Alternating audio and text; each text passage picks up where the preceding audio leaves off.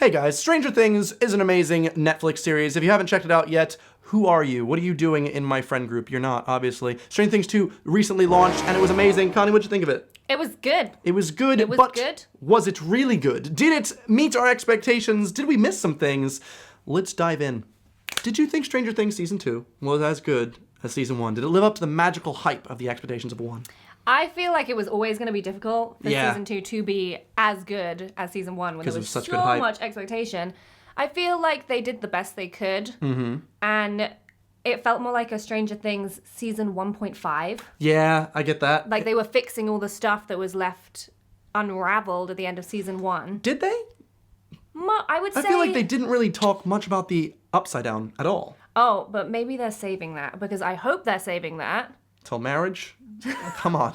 I need to know now. That's the most interesting part of the series to me, was the Upside Down. And then the new one was kind of not really there much. I mean, that was my biggest problem with Season 2. In Season 1, the thing that was so scary is that this monster could be anywhere. Yeah, It could be sitting next to you right now because it was the Upside Down. It was the exact opposite of what you were having appear around you right now. You don't think that the Demodogs were as good of a enemy than the Demogorgon in the first season? It was about them being scary as opposed to the fact that they could be anywhere. The Demogorgon wasn't necessarily scary on its own. It's the fact that he could be anywhere. Could be sitting right here. Yeah, I mean, the big giant tornado monster type thing, the vine monster, was scary in concept, but it was always never really there. And then the Demodogs were kind of there to be like, look, we're here. But it felt like just up the ante, like more Demogorgons, scarier. Not really. I did really like that shadow monster. Oh yeah, okay. The shadow monster. And I felt like because the Demogorgon was so well designed, it was going to be so difficult to create something new. So having this thing that could just be like infecting you, just this true evil dark presence, and the way they got Will to describe it. Oh yeah, it was really freaky. That was some juicy lyrical language. I liked the scenes where Joyce and Bob had to work together to like figure out his drawings and make it a map, and he was like, "Oh, that looks just like the lake." Yeah. Good job, Bob. Speaking of Bob, he's my favorite new character. We're just going to talk about the new characters. Bob, hands down, I love him. Yeah. Good old Samwise. Samwise. Literally every time he's on scene, I'm like, oh, Samwise. And I remember he's in the car and he said, did I ever tell you about my friend, Mr. And it was like Mr. Baldo or something. It sounded like Bilbo. The clown. Yes. Well, here's a theory. Mr. Bilbo. Here's a theory and something people may have missed. Oh, what did I miss? There is a theory going around that Bob is a child who survived one of the Derry clowns. What is a Derry clown? From It. Oh! So he's a child who survived Pennywise because he said that he overcame this fear of clowns because he stood up to it and said, I'm not scared of you, which is what the kids in It have to do. God. And it's a reference That's to my It. least... I hated that scene where he's like, just stand up to her. I went, no! Mr. Samwise, you don't understand. This is a real thing. But if he'd been facing Pennywise, it makes sense that would be the advice he would give. I know. I just felt so bad when Will was just like, I'm not scared of you. And it was just, then it's like, I'm going to go in your nose. And I was like, oh, God. Like every orifice. And the whole time I was imagining him hating Bob. Like if I was Will and I found out that Bob died at the end, I'd be like, good. You dick. Like, you ruined my life. Oh, poor Bob. Did you have a moment where you thought Bob might be evil when he was giving that thought advice? he was a spy. I thought he was a spy for the doctors that was there to make sure Joyce didn't, go crazy. He could have been a spy for the Shadow Monster, because that's how the Shadow Monster works. Really? I never thought he was a spy of the Shadow Monster. We need to stop calling him the Shadow Monster and start calling him the Mind Flayer. I've been calling him the Tornado Monster, because he looks like loads of tornadoes. That was my thing. What was the scariest scene for you? I don't think any of the scenes were scary for me, but the two scenes that stressed me out the most... Whoa, actually, that's a big fat lie. Oh, the scariest scene for me was 100% when Will changed his tone and went, he doesn't like it this way. Ooh, and I was like, that's very creepy. Oh, he's 100% like, he needs an exorcism. Oh, I got chills. Like, it's freaking me out. Oof. The bits that stressed me out the most were Hopper underground. Oh, God, yeah. Oh. Seeing Bob leave his gun behind. Oh, no, that was a real shout at the screen moment. No, Bob. And then also when the phone rings in the house and you can see that Will knows where they are. And that's a problem. That was just such a beautifully shot moment. It's also my least favorite moment, only because that episode was so good at building up and going to like this huge cliffhanger when the Demodog started crawling up in the science lab. And I was like, holy crap, I had like a raging semi. I was really excited for the next episode. And then it gets to episode 7. And then we're just left with a little... I think the cliffhanger on 6 was so good, that's the only reason 7 was so bad. Was because it left you hanging, and it never fully gave you any information more. And by the time I got to 8, even if you were binging, it was like, what happened? Hold on, let me just... 7 is the episode, is 11's episode. 7 is the 8 episode with 11, 7 yes. is 7 is the 9. 11 episode with 8. Yeah. Ha-ha! I personally didn't like episode 7. I think there's a lot to be disliked about episode 7. Explain. Out of every single episode in season 1 and season 2, it focuses on the kids, but it also jumps around between different scenes. So you'll have scenes with Hopper, scenes with Joyce, scenes with the kids, scenes with Eleven. And in this one was the only one where it never did that once. It just went, here's this cool side trek down Eleven's past. It felt more like an extra episode that could have been like a deleted episode that would have came after, and I've been like, oh cool, this is a cool extra. Had nothing to do with the plot, and really they could have explained it so much better. Personally. Here's what I've heard somebody describe it as. Okay. Being like a BBC special. What? I don't, as an American. You know, like BBC TV programs, and they'll have like special mini-series. Yeah, okay. And after they said that, I really felt like it did have that vibe. I think because they were going for that kind of like it wasn't the kooky same 80s vibe. punk feel, which they were definitely playing around with, but it just made it feel like, whoa, kids on the block. All the characters that 8 hung out with were just so unbelievable in that they were like, I'm just super punk and edgy. And I'm like, no, you're not. Like you're a BBC special. No one felt real to me. All these extra characters, as soon as the episode came on, I went, can we get back to this stuff? I really can't wait for this. Like, just move on. I hate them. Just move on. I don't care. They never came up again. Those characters were useless. I was relieved that the episode dealt with Eleven's guilt over killing people. Yeah. Because that's good. something that programs definitely don't tend to engage with. They'll have characters kill a bunch of people and then never ever have any like mental repercussion over it. So I think it was important that they did that, and they did it well. Yeah. But other than that, there were some issues. I just remember the entire time watching the episode, me and my friend watching it kept saying, okay, but is this going to be the whole episode? There's no way this is going to be the whole episode. No, it's going to be more. There's going to be other stuff. And it was. So I don't know. Also, here's something you might have missed in Stranger Things. That episode 7, which took place in Chicago, isn't possible. If you look at the skyline where the warehouse is, where it was shot, the skyline is seen from the eastern side, which, if you don't know Chicago, there's a lake there. So hypothetically, the area was shot on top of a lake, which is not possible. Unless you have superpowers. The whole warehouse area had the skyline superimposed, but it was from the lakeside, which makes no sense. Only Chicago people knew this. So that's just something you might have missed. I know the directors did. Just like the message of the whole season. Maybe they just thought it was creative liberty and they didn't need to worry about it. I did hear that the director chose to do that episode that way because he just really loved Batman and wanted to do a homage and chose to spend an episode deviating from his entire style to do that. Great homage. I think. Good job. I liked the whole masks thing, and I was like, there it is. Batman. 11 style. I give that episode an 8 out of 11. Just kidding. Gets a 0. What are your thoughts on Barb? Were you happy that there was justice for Barb? Yes. I feel like that was probably written in post for fans, Barb wasn't love. It? Yeah. But it was also something that really needed to be addressed. Like, the parents didn't know how she died.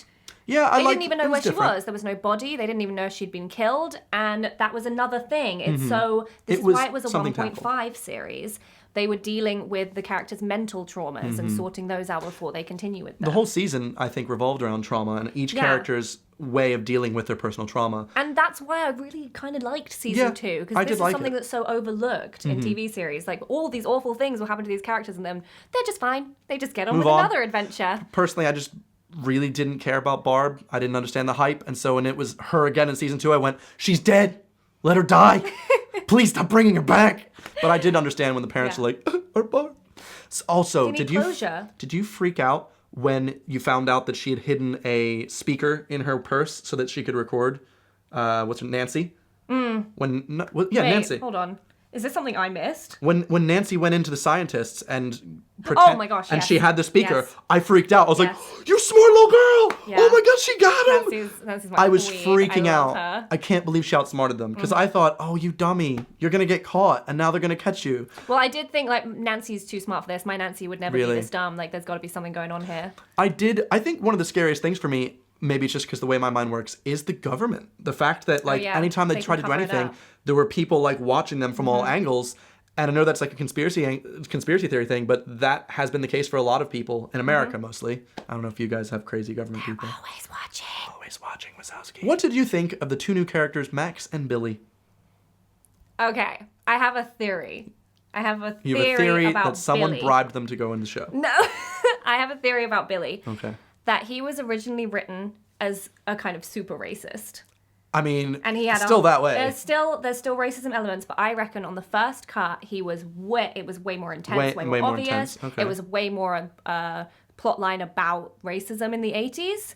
And I think during the edit, maybe they decided to tone it back because they wanted more of a kind of utopian 80s. Oh, okay, that makes sense. But they still wanted to utopian 80s with a crazy government and demagogues. Yes. That's my utopia as well. It's like a utopian 80s, and they didn't want people to have to, like, feel bad be about bombarded racism that exists still. I mean, sadly, that is kind of what I'm saying. I feel that.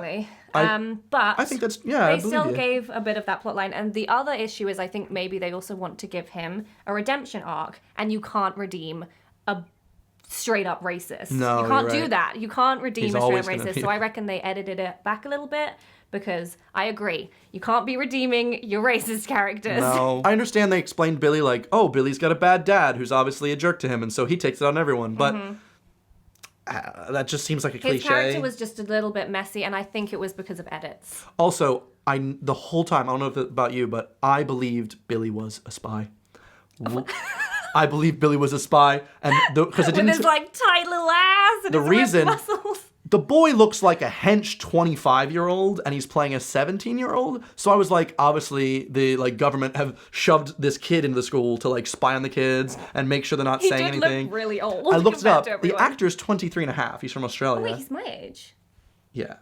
He's from Perth. Interesting news. First of all, his American accent, want to just say, good. Good job, Billy. Tight. But Like his ass. looking like a 17-year-old. Sorry. No, like his ass. Yeah. He looks a bit old, so I'm upset he didn't turn out to be a spy.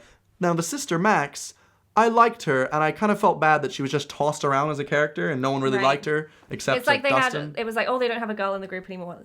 So Karen. But Mad Max Fury Road is my favorite film of all time. so that's why you So like to her. have a Mad Max reference Sure. and her to be the zoomer who zooms around, I was digging it. Yeah, I liked she's her. great. She's a really fun character. What did you think of the scene where Eleven spied them hanging out, and then she ripped the skateboard I was out? so annoyed about I was that. scared. I was like, what if 11 goes and just snaps her neck? And you're like, 11 is now a bit scary. I just felt like, I mean, I Breaking have to Baddie. understand that 11 is very lonely. She's never had a lot of friends. Doesn't have any social She interaction. doesn't know how to deal with her emotions, as we saw with her and Hopper. Oh, yeah. So it Ooh. does make sense that she would react in an inappropriate way. But Mm-hmm. at the same time, I was like, I want more for 11. I Yeah. want her to be above this. 11 was the why best would part of she season be? 1, her interactions with the friends, and that's why when she wasn't really in it at all, it didn't interest me as But much. again, it was about seeing them deal with Yes, their mental yes. trauma, and her mental trauma is that she has no social skills. What a trauma. We're all like 11. Hashtag me. Speak for yourself. I don't know if anyone else noticed this, but in the scenes where all the scientists are lying dead in the research facility, there's just 1 or 2 slashes on each of them and they're just dying. And then when Samwise dies, when Bob dies, they're ripping him out and going to town. I'm like, you just slashed each of these 2 times. Maybe he was extra juicy. He did look juicy. He did look He was juicy. thick with 2 C's. With potatoes. With potatoes. Should we He set did this not up deserve there? that. No. Justice Slightly. for Bob. If Justice for your Bob. name begins with a B in this show, you better look Billy. Billy. Billy, he's going to get his redemption arc in season 3 and then just die. Hopefully. I did freak out at the fight between Billy and Steven. That was intense. Because first of all, Steve, was gonna- learn how to fight. He's just a wimp. He's like, Why should he learn how Bleh. to fight? What's wrong with being a pacifist? because you have to protect your pretty face. Yeah, he really needs to protect that pretty face. Poor guy. I think the entire coming. season 3 is just going to be about 8 and the characters I don't care about. That's going to be season 3. Welcome to Chicago. Everyone visits. There's other strange They things eat some happening. pizza. Wait, so everyone at the facility is gone though, right? Yeah. They were able to shut it Well, down. there's that's just one faction of the facility we're to assume, and it's a whole government thing, possibly a worldwide thing. The Russians, got to watch out for those Russians. What Yeah, was the I mean- best scene in the entire season 2? Oh, you know what I really loved? Mm-hmm. Steve Harrington with his babies With his little babies, babysitter his crew. little goslings. and him protecting them from the demodogs. That was very heartwarming, and also Okay. Steve's just great. The other scene that actually had me cackling Okay. was, how was the pullout? Oh yeah, Your with face the is creepy real. crazy guy. Yeah, and then And he was Jonathan like- Pryce just go. That was a really good scene. I loved that where they didn't know they liked each other. And he was like, "Come on, come on." I liked that a lot. So funny. However, my favorite scene, which I don't know if this is a testament to how good the season was, but it's just the last 10 minutes. That prom dance made the whole thing worth it. Oh, Dustin. It was. I literally had a tear. I felt I was so freaking bad. I was just crying. Oh my Yeah, god. I was my like, heart was breaking no, for he went him. out of his way. This poor little cute boy. Oh, let's not ever think about it. No, but everyone was getting together, and it was such like a nice. I don't know. It just felt so good. It felt like these boys, these girls, everything's fine now. Everything's gonna be okay. I also wanted 11 to like use her powers, like mix some punch. Yeah, that'd be nice. Do something cool. Well, they dealt with their mental trauma They in did. season 1.5. So, in yeah, the next season they season can 3, have another adventure. We'll have a good adventure. And then they can deal with their mental trauma in season 2.5. Now they're gonna get older, so Yeah. how That is long do what you think happens. this is gonna go? Going through college. Oh, yeah. Nancy, I love you. Like, what's it gonna be? Billy's gonna be like an old Stranger Things in man. college. Oh, no. Stranger Things in college. Hey, so I learned something really interesting while I was watching Stranger Things. Because you know how the characters would always talk about their Dungeons & Dragons characters? Mm-hmm. Your character, once it dies, is dead. Yep. It's gone. Die forever. Yeah, so it's like a big deal when their characters are these levels, and that's why it's so important. And as a non-D&D player, that might not be something people realize. You might have missed it. That's the one thing I've taken from Stranger Things more than anything else, is that I really want to play Dungeons Really? & Dragons. I want to be a dungeon master. I want to plan a whole campaign. Well, those were our strange things. Tell us below if you agree with us, if you disagree with us. What are your favorite scenes? Connie, what do I you want gotta to hear say? their theories. Tell us I your want to hear your theories. Stranger Things theories, things that we might have missed. What's gonna happen in season 3? Other than that, Connie, what are we doing on your channel today? We are figuring out which Stranger Things characters different YouTubers would be. Whoa, more Strange Things content. So if you want to check that out, please be sure to click the link that's currently covering her beautiful face. Other than that, I'll see you guys next week. Bye. Bye. Great. Oh, were you back in? Thank you. I'm here.